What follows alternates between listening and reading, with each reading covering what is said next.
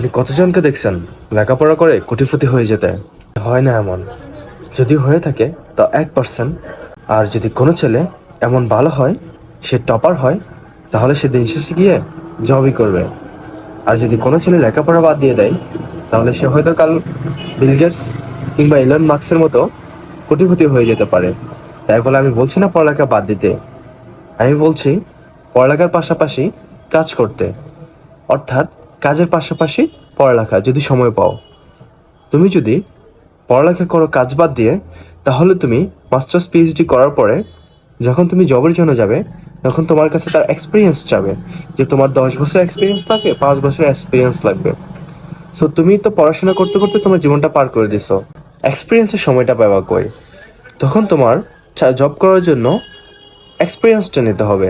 So এক্সপিরিয়েন্সটা নিতে নিতে আরও 10 বছর তোমার বয়স হয়ে যাবে 40, প্রায় রিটায়ারমেন্টের কাছাকাছি। তখন তুমি জব করে কি করবে?